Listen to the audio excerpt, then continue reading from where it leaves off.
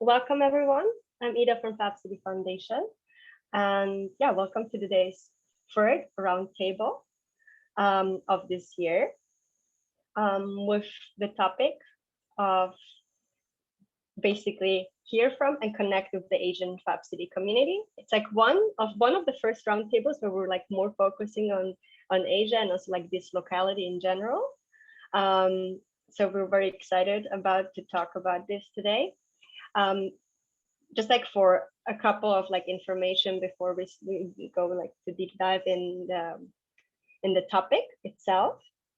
Yeah, as in general, like the roundtables, it's like as part of like the Fab City agenda, we're trying basically to gather all the Fab City network to build synergies, to promote multi-level knowledge exchange within the Fab City Global Initiative. So which means like the city network, but as well also like with all of everyone who's interested in Fab City. Yeah, today we will be focusing on one of the full stack layers, orchestrating efforts with local communities and organizations. I share with you the link later on of the full stack. So basically the full stack, it's like a framework, how you can make the Fab City vision more operational in your city. Just like very brief summarize. And yeah, today, what are we going to talk about? It's like more about local events, how to encourage citizens to engage with communities, to build communities, and how to get involved with meaningful exchanges. And what does it mean actually to organize a meaningful experience locally? What does it actually mean? It's a very powerful tool. Yeah, general, it's a public event, and just like as a quick overview of the agenda, we will have from the experts Ryota here, which is here from Republic already. Then we'll have Tomas Diaz presenting the Bali Fab Fest and also the Maker Challenge there. And then we will have Mai from Fab Lab Saigon, which will be talking about the Reefing Hanoi UNIDO project and also like the Circular Living Design Challenge. So, and afterwards, after this, we will have a Q&A session. So please feel free during also like the expert talks, just like to leave your questions in the chat. So we will come back to you, or just like turn on your microphone and exchange with us. Yeah, this is basically, I think, very brief, the overview and the agenda. And I think, Tomas, you came right on time to start Thank you, your exchange. Yeah. Oh, so I go first. Yes, you go first. I don't know if you have heard about the order, but if you don't mind, otherwise we can also start. It's great. No, it's great. It's great. Don't worry. Okay. Thank you very much. Hello, Tasmania, Canada, Sudan, Andalusia, Japan. So good to, I mean, I'm missing a few, but so good to be reconnected with some of you. My name is Tomas Diaz. I'm the executive director of the Fab City Foundation, and also a member of a founding member of the Meaningful Design Group and CAS Foundation here in Indonesia. As you know, well, I can talk to you a lot about Fab City, but I think like this conversation is mostly about our work in Bali and in Indonesia, and sharing with you a little bit more details about the Bali Fab Fest. So I have to say that Indonesia is one of the most fascinating countries in the world. I think every country is fascinating, but Indonesia has an special characteristic that is a 17,000 island archipelago, which is a perfect place to test models for distributed production. Because there are so many remote communities that are needed, that depend on centralized supply chains. And in a way that you can see what is happening at the global scale is happening also at the micro scale, how energy supplies work, how food supplies work, and also how the material supplies work. So for many years, I have been developing a relationship with the country, but especially with Bali. It was like a vacation place. But out of many coincidences, I started to also to connect more deeply with some people that had been advocating for the maker movement and for new technologies in Indonesia. One of them is Vansaleha Ratzi. She's the executive director of CAS Foundation, and it's someone that has been very important part of supporting makers in the very early stage here in Indonesia. Another one is Agung Prianta, which is a person that is developing the Jimbaran hub where the Bali Fab Fest is going to happen, and he has a really interesting approach to urban development, and also I would say a kind of an interesting vision on understanding Bali beyond tourism. For instance, it's a Balinese person, and the other one is Ilham Habibi, which is a very important person in terms of science and technology and innovation in Indonesia, with very strong connections with Germany, you know. And it happens that the father of Ilham was the president of Indonesia, and is a kind of one of the people that helped to develop the modern democracy of Indonesia. And for many years, he was also a highly respected minister of technology and innovation, also promoting a program to boost the production of airplanes in the country, right? So this is the roots of MDG, Meaningful Design Group, and CAS Foundation, and because we're crazy enough, actually, a couple of years we were talking about the possibility to host the Fab conference in Indonesia as a dream, and we were expecting this to happen maybe in 2025 or something like that. But then a couple of things happened. One is the cancellation of the Fab City Summit this year, and also the postponement of the Fab conference in Bhutan that was supposed to happen in July. So in February, we took the challenge and we say, okay, well, we can organize both in Bali. And this is going to be called the Bali Fab Fest, which puts together the 17th International Fab Lab Conference and the Fab City Summit. So I'll maybe share with you very quickly, you can see this on the website, and either how much time I have left, or did I go over time already? Oh, you can. I will ping you. You have another 5 minutes. Okay. So. Okay. Sweet. Okay. So the fest again, that sort of we tried to find a name that was also more inviting, not only for the Fab Lab network and from the Fab City network, but also from larger networks of innovators. It's a 10-day event. It's a very intense, long event that we are purposely doing it, for people to take the time to, in some cases, make a long trip, but also to come together after a couple of years of not being able to be in the same place. No, so really, the intention of doing an event of 10 days was, let's do things a bit like a slow event in a way.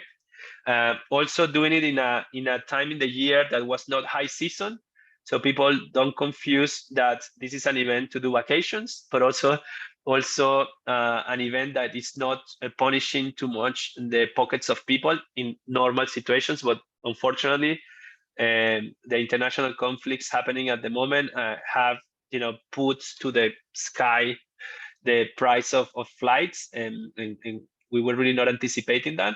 But also at the same time, as I said before, we were expecting to have less international presence and putting more efforts on bringing Indonesians and people from the ASEAN region, to invite them to kind of be part of this global movement. No, Indonesia has a very, very slow development of in terms of Fab Labs, which is very different from Vietnam or Philippines, for instance. No, so those more or less like the reasons on why the the dates, the duration, and the location. It was basically an opportunity, and again, it was more like to save a little bit the year and create an excuse to bring the international network to Indonesia. So we also want to focus on regenerative design or regenerative economy approach. We believe that it's not enough to talk about sustainability, but start to take a more radical approach to what kind of technologies, projects, interventions we need to create in order to not only stop, but actually revert the impacts of industrialization. So this is basically changing a little bit the pace of the things that we're doing. And we also want this to be the event to be a platform to connect, a very rich local culture with an international network, an amazing craftsmanship with advanced technologies, tradition with futures. It's kind of creating this, we call it like a creative tension between extremes, and us create the conditions during those 10 days for that to happen. We are targeting to have around 400, 500 participants. And the topic is this idea of designing emergent realities. No, it's almost like a wink to the book of Neil Gershenfeld. It's called Designing Realities. Actually, it's called Designing Reality, which is quite interesting. I think like there's no one reality, there are multiple realities. So that's the first modification that we do, and also designing realities, even like I think like it's kind of a too deterministic, and I think like we bring in the emergent, the emergent approach into what we're doing is also accepting that this thing, whatever we're doing, is taking shape as we do it. No, usually we refer to it that's we're flying an airplane while building it. So some of the speakers, most of them, I would say like at 70% are gonna be on site. Unfortunately, again, like the challenges of flights and schedules had made it possible for some people to be in person, but they will be participating remotely. You can see it ranges from experts in systemic change and to very clear applications of technology, scientists, artists, people that sits kind of in between art and technology, and it's kind of also sending a message that whatever we're doing is not only about machines and about technology, but it's also related with many other things that are going to be affected by, it's going to be affected if we really change the way in which we produce things. No? And this is the idea of the relocalization of production. So the program is being updated as we speak. You're going to be able to see the different days, and topics. Actually, as I see, there are still things on the making. So you're going to be seeing like a day by day, very detailed panels and events happening and the schedule. And the main location of the event is going to happen in Jimbaran Hub. Jimbaran Hub, if I'm going to put the map, I'm going to show you because I think this is a nice way to show what we're talking about. It's going to become like a Fab City campus. And the place that we're talking about kind of covers, all this area. If you can see my cursor, I let me use the drawing thing. I think can annotate. Yeah. 1 second, quickly. So it's covering the Fab City campus is more or less all of this. If you can see it, let me see. Yeah, right. So there's a main stage being built here. It's an amazing bamboo building. There is a Fab Lab being built here as we speak. That is going to be the future Fab Lab in Jimbaran. This is going to be a sort of Fab City hub where we're going to be hosting a lot of activities and a mini lab. This is a social cafe. Here we're going to have like a street market of food. This is like an exhibition area. This is a BMX track, and this is a skate park. And this is a go-kart track as well. Right? This is that crazy, and this is actually another event area and mini amphitheater. No, so that's all the Fab City campus at Jimbaran that's gonna be hosting the event. Let me close this. I want to show you also. Okay, you keep looking at the drawing, doesn't matter. But we are located in the south part of Bali. 20 minutes from the airport, and that's where things are going to happen. But a lot of the trips that people is doing with the Fab Island Challenge are going to go all over the place. Then I'm going to finish with the Fab Island Challenge. Ida, you have to tell me I don't read the thing. No, I'm going to finish. Okay. Fine. So one of the things that we're doing different this year from other years. Oh, of course, let me see. I guess it's an eraser. Okay. So the Fab Island Challenge is something new that we're introducing this year, as if we're not doing enough crazy things. Is that we're organizing we're trying to connect the event more with the local reality and not just like getting locked into a into a conference area and doing like a very endogamic event. No, so we have invited international organizations, projects, and individuals to propose challenges in collaboration with local organizations, and the idea is to create teams of between 10, 15 people that are going to be addressing these challenges during the 10 days. And so we're talking about key issues that are part of some of the priorities to deal with in Bali and Indonesia. About waste, it's one of the first ones. The ones that are coming in advance, they're gonna be shocked. It's really insane, the issue with plastics and with waste in general. Water conservation is affected by that. Food security, new materials, mobility, new ways of learning, preservation of natural ecosystems, and new systems to value of generation of value and exchange, which is much related with the blockchain dimension. No? So yeah, the challenge is going to be quite interesting.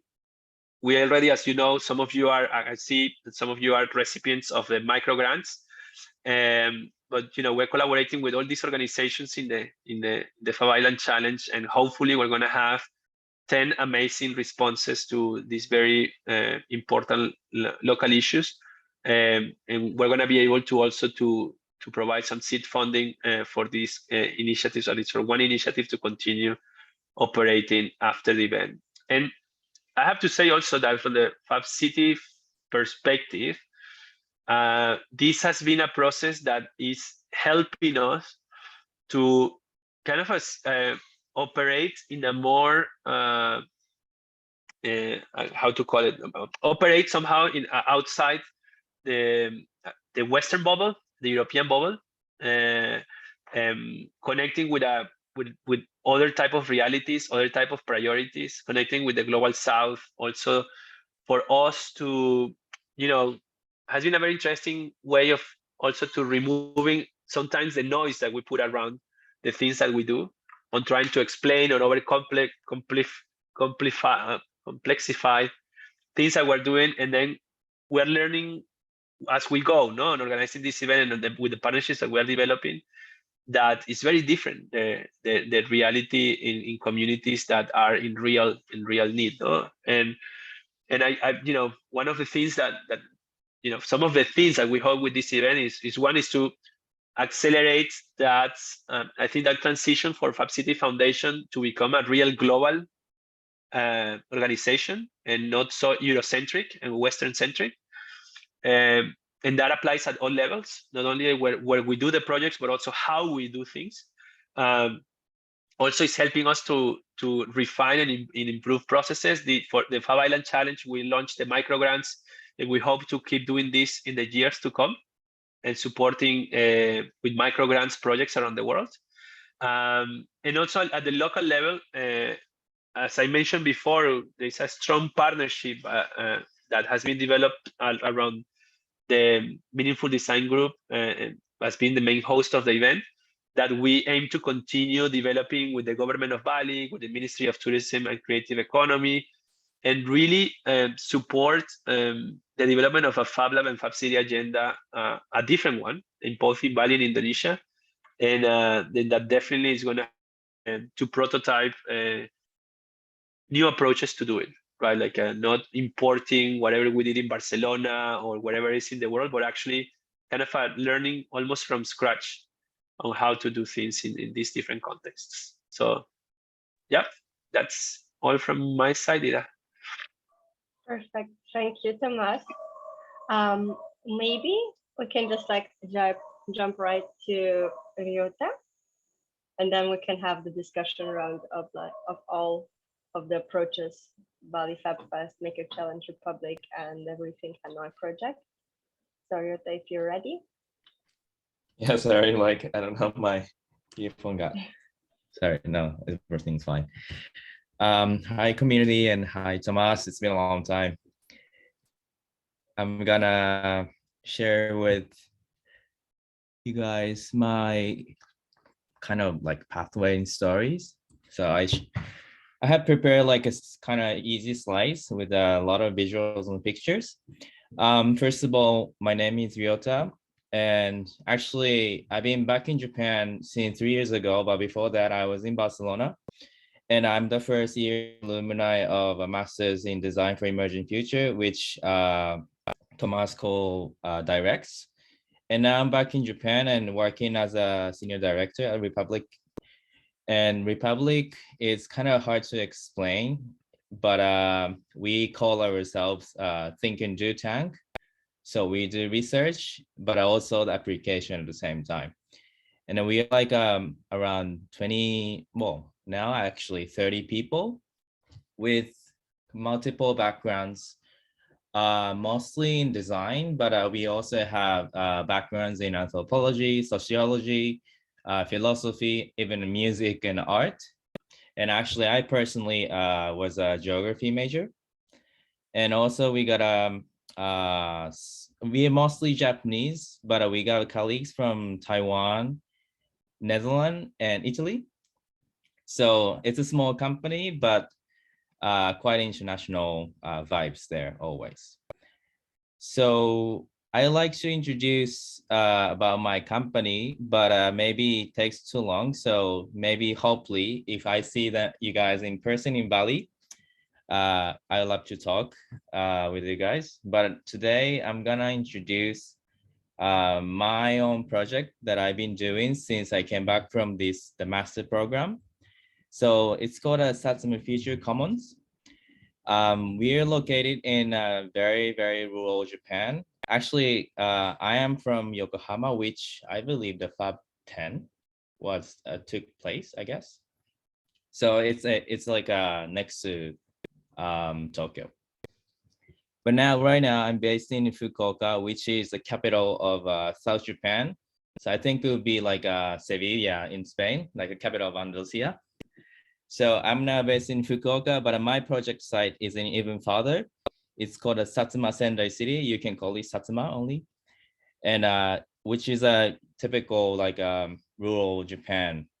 Well, it's a middle-sized rural Japan, rural city with 19,000 population, which is I think quite big in comparison to European standards. But I guess in Japan this is a middle size.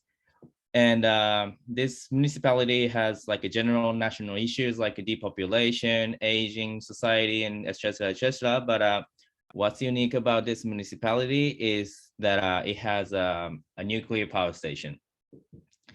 As you know, what happened in Fukushima in 2011, nuclear power plant has been very controversial in Japan. And this is one of the two stations located in this region. And apparently, like this municipality's main industry is energy. But as you see this, like the years, like 2024 and 2025, this there are two plants, and they're gonna basically face the limit. Because in Japan, by the constitution, the nuclear power plants can only function for 40 years. And because it's a new rule after the accident. But with a special test, they could extend to another 20 years. But anyways, in 2044, in 2045, they have to close down the nuclear power station, which is the main source of the economy of the municipality. So basically, like here, we're talking about very emerging futures of the municipality's industry. And 2019, when I came back to Japan from Barcelona, Republic and Satsuma Sendai City sat on the table and discussed about, so what are we gonna do for the, let's say, the next generation's industry. So since then, we've been discussing like, you know, what kind of theme and what kind of project we should bring to the city. And we set a theme like circular design. And we call this a project Satsuma Future Commons, in which we encourage the municipality to transit toward a circular and more sustainable city. And Republic and the municipality, and also we've been doing this project together with Kyushu University School of Design, which is the largest public university in the region, and also actually oldest design school in Japan. So in Japan, in general, yeah, so I just read the comment. So in Japan in general, this circular economy and all these things are mostly researched by the scientists, but we took the design approach to make this transition happen. So I think it is a little unique, and this is like the image of the project site, because actually we got this 240,000 square meters to design, and this is a huge project. So right now this is like, it's like this, it's a flat, there's nothing at all. But next year they're gonna open the how do you say, like, go to like competition or proposal. So we start to build like a project hub and innovation center here. And so this is like a master plan of the municipality. We've been working together with the municipality for the last 3 years. But like Sasami Center City has a long history of, let's say, like a top-down decision making. Because for instance, even like when you look at the nuclear power station, so suddenly by the change of the constitution, and I mean, they're going to lose the main source, whether you are for or against the nuclear power. So there's not much like a public opinion involved. So like there's this like a very kind of, to me, strange culture that the citizens are not very actively engage themselves in the like urban design and such activities. So we felt the need of this activate the civic participation, but also with the limit of public work and public project, we feel like there's always a limit to do.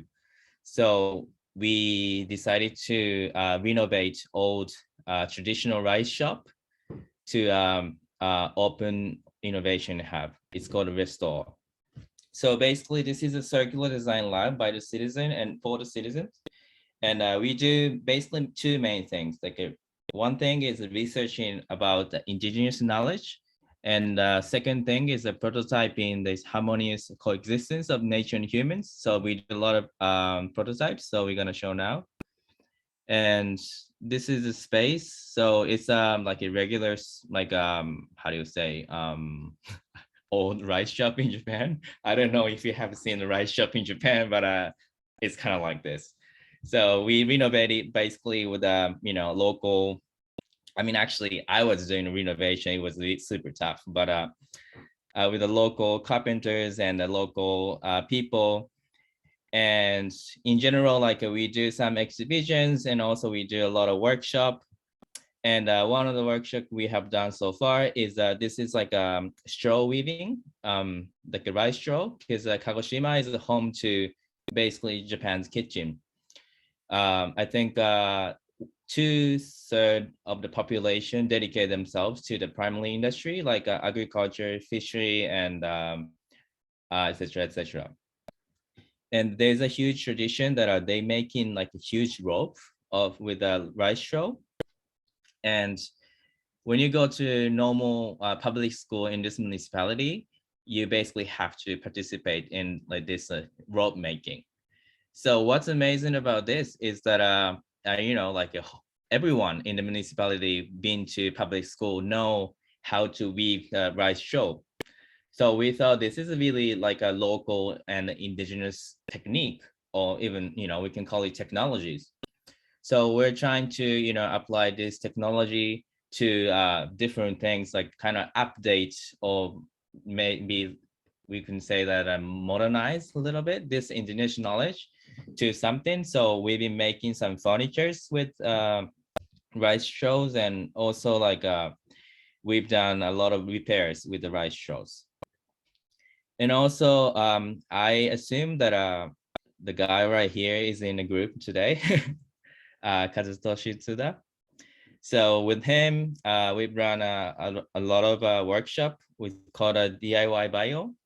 So we went to the shrine, which this shrine is very important shrine for this municipality. It's a kind of like a power spot and holy space. But we asked permission to get a how do you call this? The oh, I forgot the word. The one to make the bread. Yes. East. Yes, sorry. So basically we went to this holy space to collect the yeast from the natural environment. And we did some experimentation with the kids, like fermentation and observing for a long time with regular kitchen equipment. So this is like a kind of like a research that, you know, for the citizen to understand their ecosystem from different perspective. So this is like the practice that we've been doing. And also like there's a very specific fermentation technique developed in this region. So we're trying to make kind of like a new dishes out of with the non-regular materials. And this time we made a miso with so many different beans that are not normally used for the miso soup. So like we've been like kind of combining this like indigenous knowledge and like a new materials to see, like, you know, to explore let's say like an alternative lifestyle that we probably want to white. And also like as we do with the university, we do a lot of like R&D projects too. And this is a very, maybe you see a lot in Bali, but also Kagoshima and this region is the most bamboo populated region too. So we're trying to make the bamboo tents with architects from the university. And we've been to like a bamboo forest to see the local carpenters, and also we've been to factory to watch how those raw materials can be processed to, you know, in order to be able to be used for the furniture and so on. But in Japan, like as you know, like a lot of earthquake happens. So unfortunately, bamboo is not registered as a, let's say, official legal material for the architecture. So what we're doing now is that we're trying to test the durability of the bamboos, and we hope that in a few years we're gonna go try the test of national tests, so that they're gonna give us the permission to build a building with bamboo. So I'm pretty sure there are a lot to learn from Bali. And also like we've done some precious plastic workshop in the municipality, and the great thing is like one of the participants, he decided to open his own company and doing a precious plastic machines and products. Now he's based in the municipality, and he's basically like we all together go to this ocean to collect the plastic, and also asking the elementary school to, you know, collaborate on this project. And he's doing this precious plastic project in the region. So this is a sort of like a very rapid sum up of my 3 years since I left Barcelona, and hope to see you soon in person in Bali. And also if you have a chance to visit Japan, please visit us in the South Japan. So that's it. Thank you. Thank you, Ryota. It was super interesting to see. Maybe we can also now start with Maya, and then we start discussing, because I have a couple of questions about the Restore Hub that you have, Ryota. Maya, are you here? Because I know that Maya had some troubles before regarding her to connect. Hi. Hi. Ah, now you can hear us. Perfect. Okay, good. Very cool. Sorry that I will share the screen from my laptop and then speak to you from my phone. I don't know if there's any Thank you for troubles having. there. Thank you for the presentation, Mai. For the talk.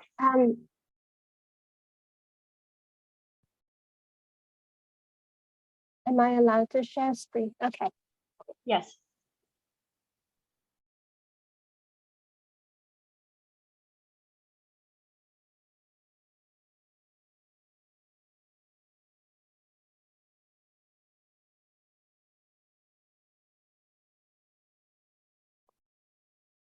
Yes, can you see my screen?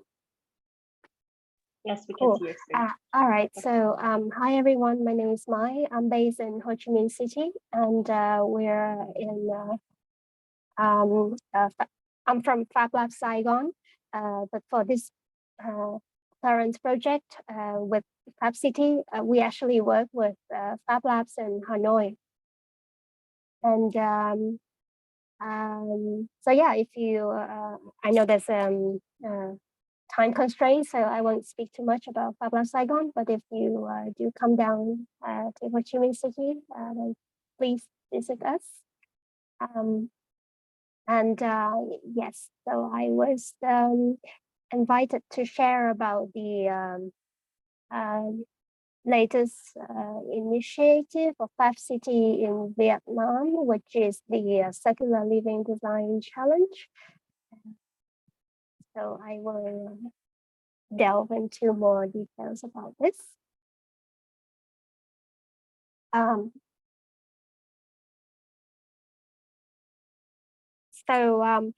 As you may or may not be aware of, Hanoi is the capital of Vietnam, and it's the first city of Vietnam receiving the UNESCO recognition as a creative city.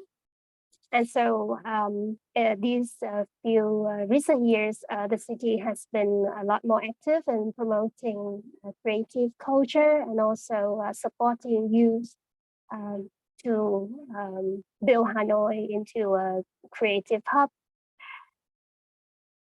And so this year, Hanoi has the chance to work with Fab City in this project called Hanoi Rethink. And it started in May this year. And we have since worked with the 3 UN agencies, namely UNIDO and UNESCO and UN Habitat, to foster digital fabrication and creative industries in Hanoi.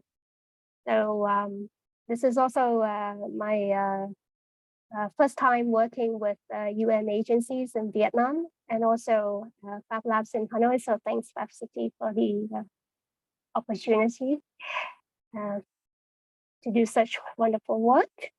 And basically, our project really aims to enhance the capacity of local Fab Labs and young designers through a series of training and also competition and project development support later on.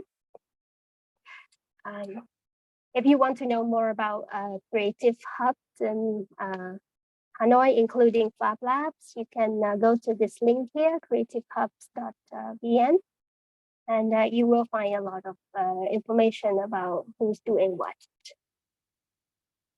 So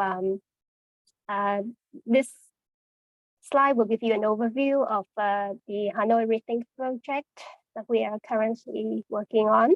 So we started with mapping the ecosystem of Hanoi, and then we ran a hub training with the Distributed Design Academy program conducted by Fab Lab Barcelona. This is actually very new to local creatives because the concept of distributed design is still very pretty much unheard of in Vietnam. And after the training, which took about 6 weeks, we launched a design contest. And the contest is also related to circular design, you know, in some ways similar to realtors' interest. And we will, sorry, this is the distributed design program content, in case you're interested. But for the competition, we picked the theme together with local creative hubs called Circular Living, because we realized that people are interested in creative repair, also how to make the mega city of Hanoi more sustainable. So the challenge basically encourages ideas or projects that will bring together immersion practices that will help enrich and empower the heritage of Hanoi, and build the cultural and creative economy for Hanoi. So we look for approaches that are multidisciplinary, innovative, and sustainable. And these are some of the focus areas that we highlighted. So that will be heritage, crafts and new technologies, distributed design principles, food system and new materials, also ways to value proposals, and new educational models that encourage people to share knowledge more widely and in an accessible manner.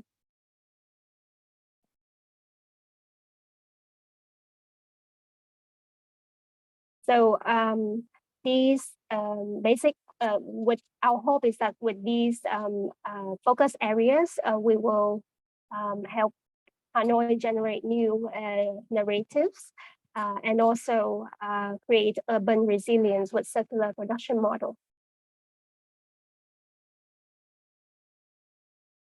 So following the contest, which took place from mid-July to now, we will select the 3 best ideas and send them to Bali Fab Fest. So if you go to Bali, you'll be able to meet them next month. And right now, the jury is in the jury will convene tomorrow to select the 3 best ideas, and we'll announce them at the end of the month. So I don't have details of what those creative projects are, but later on we'll be able to share with you.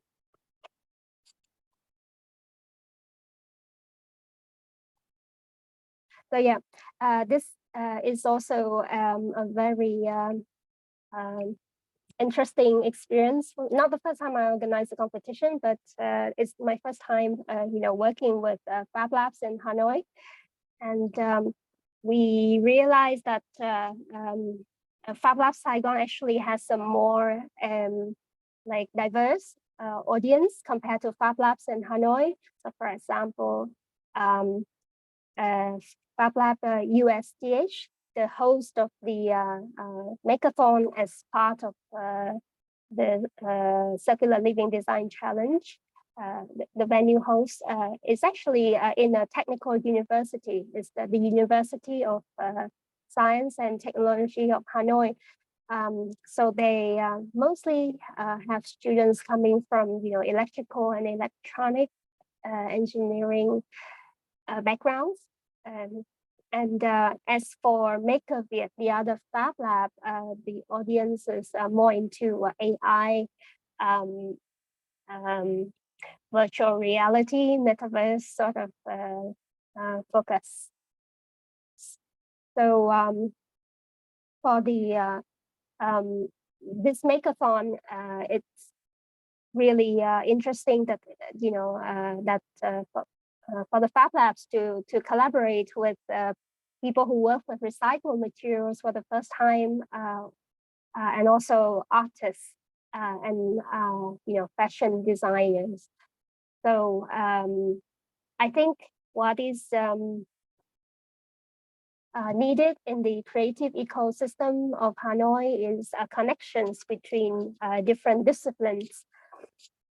And this Hanoi Rethink project in some ways, try to bridge that gap. And so what's next?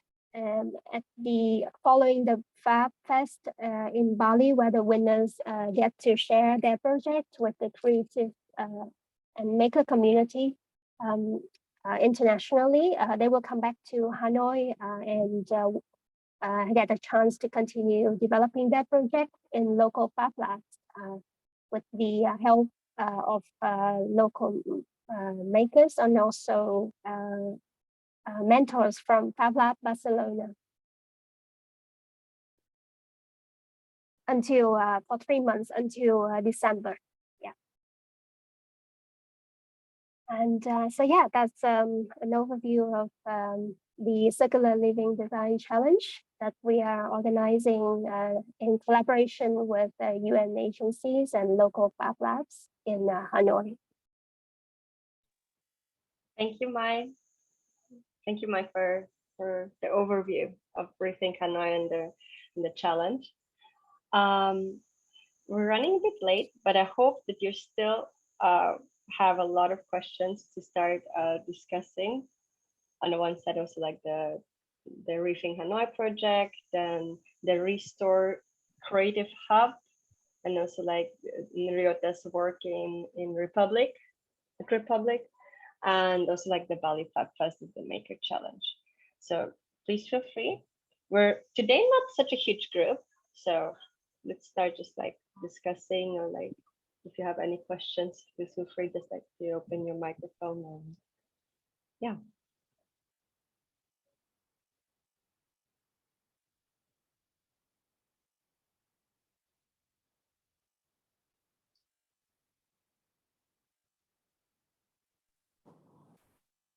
Hi everyone. This is Ihab from Sudan.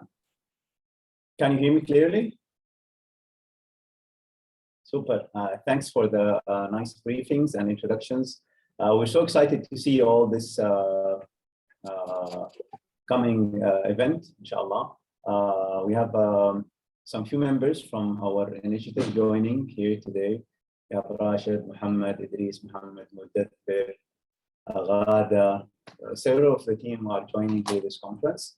And we're very interested to see the experience of the Fab cities in terms of roadmaps. We had a question, we had a list of questions that we're going to share with the community, with Ada and Thomas. But so far, from the experience of my, let's first, for example, the Fab City itself, whenever you join the Fab City Initiative, we embark on this 40 years journey, starting from the date of joining, or we meet the 2054 target set by Barcelona back in 2014. Basically, just like sorry. Yeah. That's one question. And the second, are the Fab regions and the Fab nations or Fab countries, do they have the same target in terms of time frame? I know that there are, I'm not sure, correct me, Ida and Thomas, how many regions and nations do we have so far? I think on the website it says 41 in total. Some of them are regions, some of them are countries like Georgia, for example, or Kerala. We are a bit ambitious this year to come and sign with the Fab City as a nation. So our initiative is called Agro Fab Nation, with a special focus on fabrication related to agriculture side. Sudan is one of the 3 countries assigned by the United Nations as a food basket. So we're very keen to focus on all of the fabrication technologies which can uplift Sudan's productivity in terms of food, especially given the fact there is a global food crisis hitting us very shortly for the next 5 to 10 years. From another study, it's 30 years. From the Chinese studies, it's 51 years. The 51 years is the time needed to the earth to regenerate itself. So it's going to be a little bit tight in terms of food for the next coming season. We agreed as a team that the definition of the Fab City is very clear. We wanted to see what's the definition of a Fab region. Is it the same that the region as a whole will produce at least locally 50% of all what it consumes? And does this definition also apply to the country? So Georgia, is it committed to produce locally at least 50% of all that it consumes? These are 3-4 questions in between. I stop here and then allow for more flow and answer. We have a lot of questions. The team here is very excited to see you all connect and really make this a reality. And allow the team members to add some questions. Thank you. Maybe I can go first, and then Tomas, you answer the other questions. Just like I'd have just like to answer your question. Yeah, it's in total 41 Fab cities, regions, and countries for now. So which means we have 2 countries, it's Bhutan and Georgia, and 7 regions. And the rest are basically cities. That's how we have, it's like in total, it's 41 Fab City members, Fab City network members. Yeah. And now maybe Tomas can go on with the rest of the questions. Yeah, that's how to start. I mean, I think like the first one is that we are learning that maybe it doesn't make sense to consider the city as something that has limits. So it's being more and more harder to define those boundaries and say, a city is a region also, right? And this is one of the things that we are introducing and learning from is the whole bioregional development and bioregional approach, which starts to teach us that it makes more sense to understand a defined area more in relationship with the natural systems that operate within that area, and what's the relationship that humans have with those natural systems, right? Like that's in a short what the bioregional approach applies. No, so this is like a first in relationship of differentiation between regions, nations, cities, etc. No, so one like a disclaimer: we cannot change the name of Fab City, but it seems like the city as an object, in my opinion, maybe doesn't make too much sense to put so much focus. No, I think like it's more interesting to talk about neighborhoods and then about bioregions. So that's my first response. Then in relationship with other regions, I think how many regions we have? If I'm not mistaken, there are 3 regions 7. or 4? 7 regions, right? And countries, we have 2, Bhutan and Georgia, correct? Or we have another country that I'm missing? No, it's only 2. Only 2, no? So yeah, that's the, and then we have a series of cities that are kind of have so many different sizes, right? Then in the case of every single one of those countries, regions, and cities, they pledge to produce locally whatever they consume. And I guess that you can attach that locally what they consume it's related with their political limits, right? Do we have a difference, Thomas, between cities and towns and villages? Sorry to disrupt you. These 3 levels, like if we're speaking about a country, we have some villages that are already is there a difference or are they the same? I would say like there are differences. If you're asking me if there is a specific definition formula given by us that how this needs to be applied, not. I don't think that, so I don't think that we should do that, to be honest. I think like the target of producing locally almost everything we consume is an ambition, right? But I think it's more like a calibration. It means like a moving as local as possible, right? And there are cases in which, you cannot go 50, you cannot go 100%, because, especially there are things that you cannot localize, at least for now, in our current material ecology. What could happen is that, that it's possible in one point in which we radically change the way we define materials, energy, and food, no? Then the case of Georgia, and there we have also identified there are some active cities, and then there are others like they are a little bit idle. And that's one of the challenges also that we see in Fab City, is that there is a lot of excitement on making the cities to pledge, then there is a bit of a ballet. People put a lot of energy to get to the pledge, then nothing happens, and then somehow wake up afterwards. So now we're trying to Ida has been doing a lot of work on trying to reduce that ballet, and Georgia is one of those that is a bit off, and this relates with change of government, change of leadership, etc. Yeah, I hope that responded. Meta, I think you have a question. Yes. Sorry to moderate. Hello, Yeah. it's Meta from Ljubljana, Slovenia. Nice to meet all of you. I would just like to mention that those last days I was thinking a lot about this idea of trying to reach this target of producing 50% of everything we consume locally. But I think that current energetic crisis changed that quite a lot, that, rich countries will be able are already able to accumulate and to buy lots of energy, while poor countries are not. And this means that there will be a big divide between North and South again, So did we take this into account? Probably it surprised us a little bit, but I think it's a good idea. It's a brilliant idea to produce 50% of everything, but that geopolitical situation of today is just not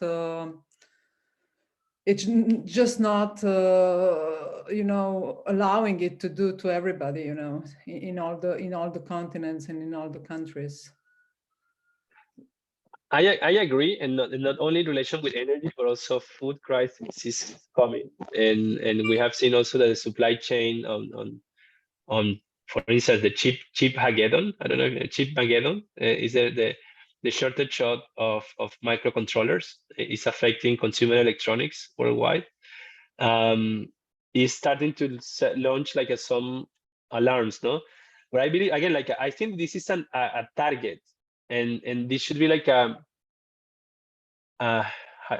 do you call it, an ambition on building those distributed systems of local production that might not exist in some cases, and that will also make obsolete the idea of producing energy locally using the same current energetical paradigm.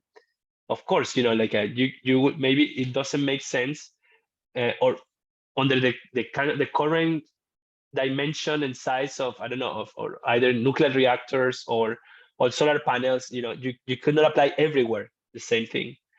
But I believe that we should keep the ambition on building it's kind of a building the model that we don't have yet, but it's not just trying to make the existing model to operate in a hyper distributed way. So it's like right now I believe it's calibration while we build that next thing. Is what I mean, like building it's not just like a bunch of crazy people like us, but it's us insisting until certain points you can have something similar like a Bell Labs. Like a Bell Labs was a massive effort at national level in the United States to develop a lot of the current computing technologies and telecommunication technologies that gave birth to the internet and the level of technology that we are using today.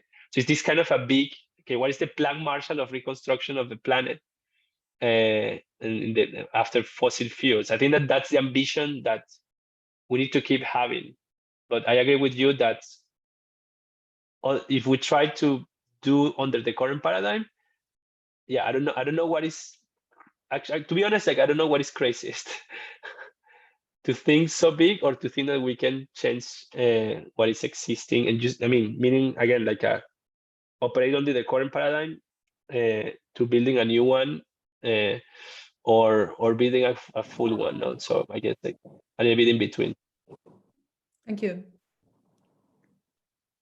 Maybe it would be great if we could, I don't know, in the future, establish some kind of learning network between each other, some kind of system, some kind of model by which we can exchange good practices and stuff like that.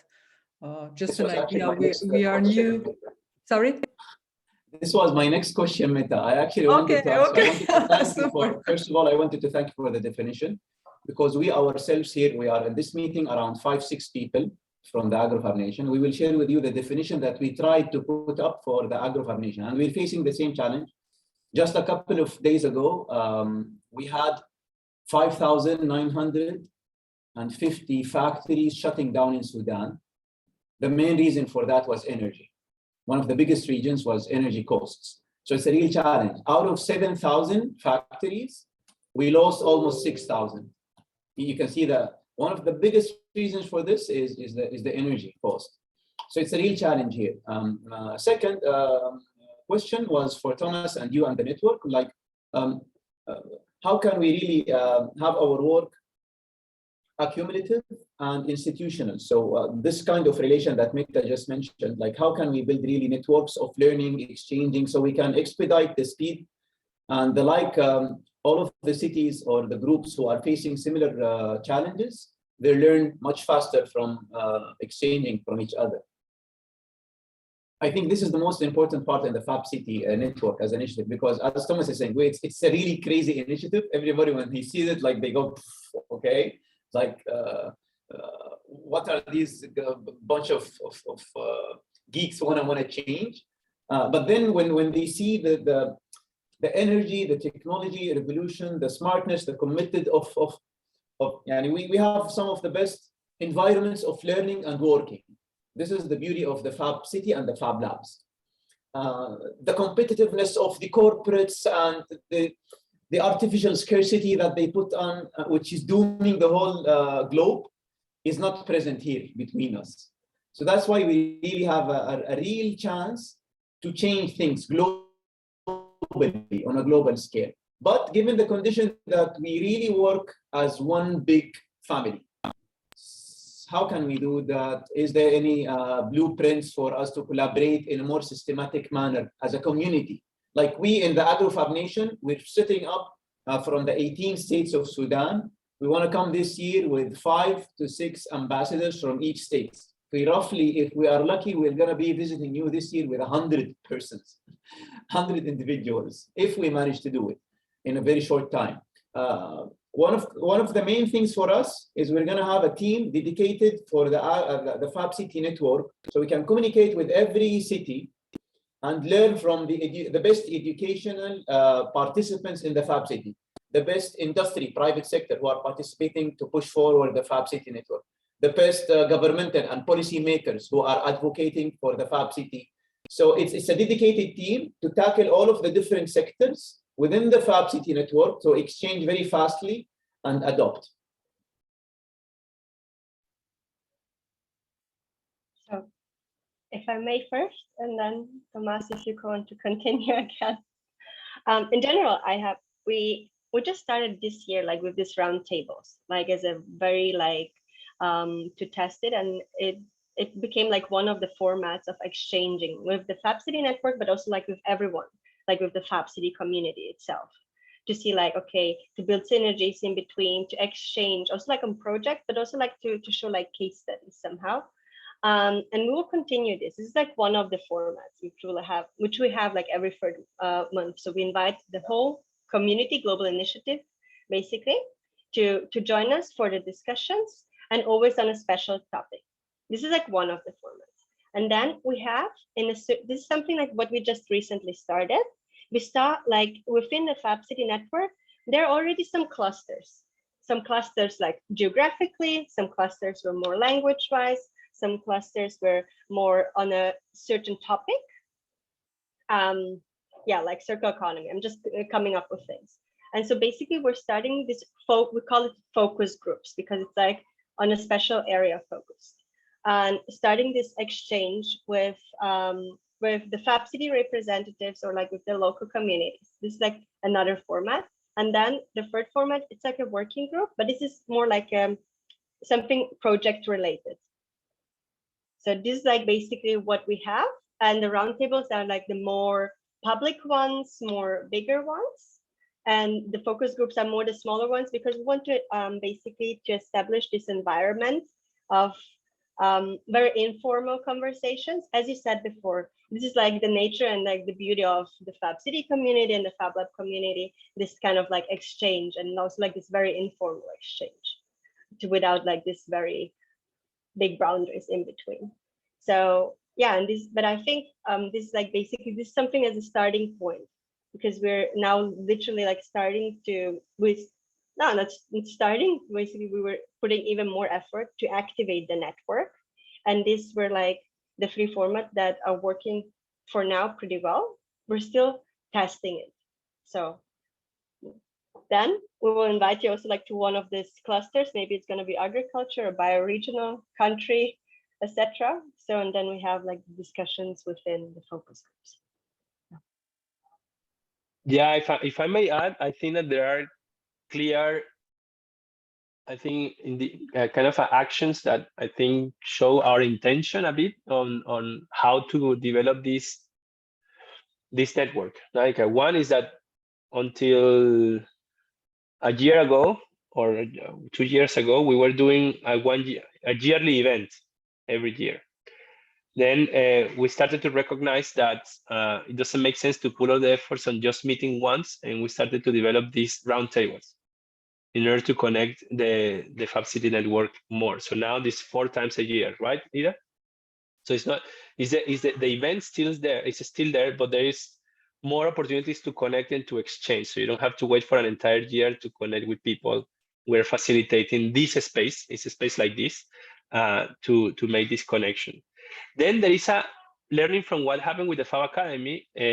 We identified that having an educational program on a learning space will help to create like even like a more connected community, as it happened with the Fab Academy.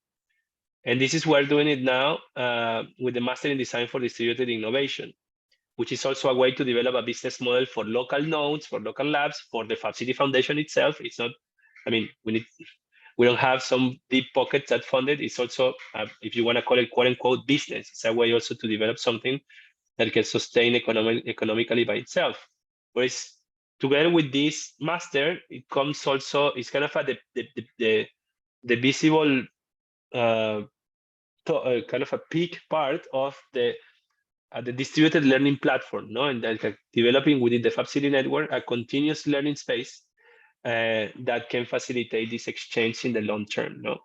So that's coming from what we can do as Fab City Foundation with the resources we have until now, and we hope that to keep continue, but we cannot guarantee 100%. Like we are here because a miracle. We have we had a funder from the United States Foundation that they approached to us, and they offer us to give us, some money to sustain a small team part-time for 3 years. Basically, that's what we have now. So each one of us is working like a part-time and also doing some specific projects to develop these spaces, like the events, the roundtables, the master program, and other learning programs that we expect to come.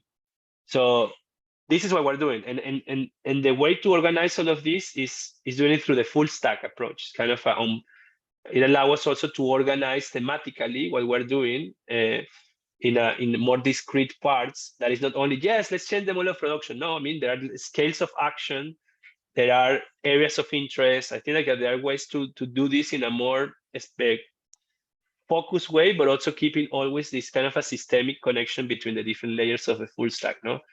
So we believe that this can work or might not, but that's what we're doing right now. Again, like we don't want to sit and have the answers. We also want to be surprised in the next roundtable, and you tell us, hey, we built this network of Fab cities in Sudan. It's actually, this is the way that it works better to connect them. Like, okay, then we implement it to the foundation, right? Like, so it's like creating these feedback loops also should be one of our goals as well. My last question is related to the Bali Festival. Sorry, guys, for taking too much time. But we have a group of programs and projects that we are planning to bring with us together from different disciplines, mainly design, meat, farm, and knowledge economy or social economy. These are the 4 core things that we are bringing together with specialized individuals trying to tackle these 4 areas: design, make, grow, so farming, and social economy. My question is to the network and the ones who are very close to the Bali Festival.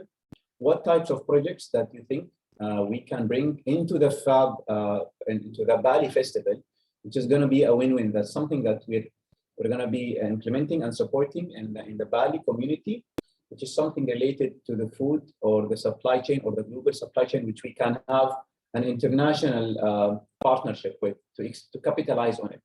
This is my question. I didn't get it completely. So we're bringing a bunch of projects, which is very focused on the AgroFab Nation initiative, which we spoke about Sudan, to discuss and meet interested, like-minded people who are interested in such projects, because we hope to host maybe the Fab City event 2 or 3 years down the road, being if we manage to pledge and become an AgroFab Nation with concrete steps. Okay. So some of these projects might be intersecting with Bali and Indonesia's current needs. You get where I'm going? So if we go to what are the most pressing needs of Bali projects in terms of agro and food specifically, we might be bringing with us, this will help us in the selection criteria of the ambassadors. And we're calling them the ambassadors, like the ambassadors of the AgroFab Nation, who are specialized in these projects for Bali. I mean, you have to, what we're doing is creating the conditions for things to happen. Again, we don't want to, you know, how do you call it? Yeah, first of all, like a centralized, whatever happens, and also like a not,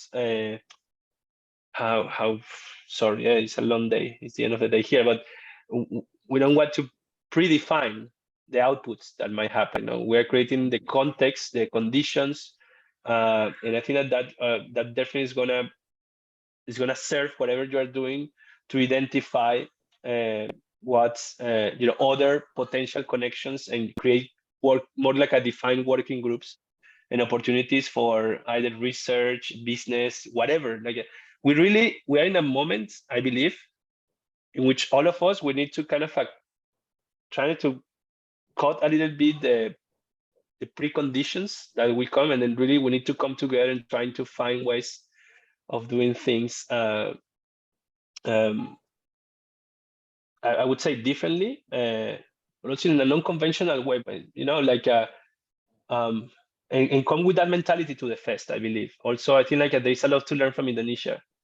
That's has helped me a lot, to be honest. In the 2 years I've been here, is this kind of a learn. You will be surprised, and we're engaging with really amazing members of the local ecosystem.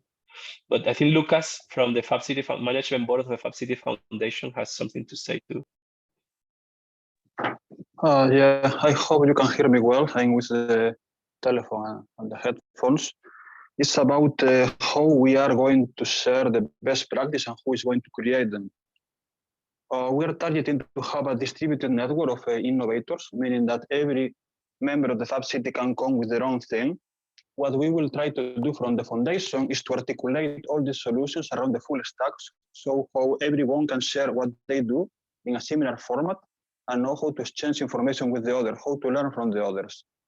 So it's all about starting the governance and the digital infrastructure to do this. But as Thomas was trying to say, we are not going to provide all the solutions. This is a Fab City, you have to do this, go for that. But we are going to provide more like a new culture of exchanging information and working together to sustainability. And that's the more big objective. Otherwise, we will have to invest, a lot of millions to build all the people, all the team to do it centralized, and it's not going to work. So in this way, we would like to connect you to each other. We are going to do some piloting during the next year about how to do it around the full stack. And so we see that we are all partners in crime to do this transition. And we would like to hear a lot about how you're doing your own initiatives locally, so we can create the best way of exchange that will go globally for everyone to work. And that will be it from my side, just to make an appointment.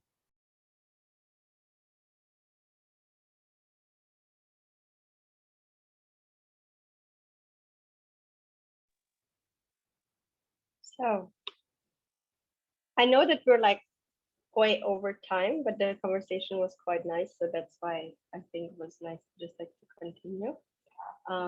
I know that also a couple of you will need to leave, but otherwise, if somebody else wants to continue the discussion and also the exchange, yeah, those ones to have to leave, it's fine.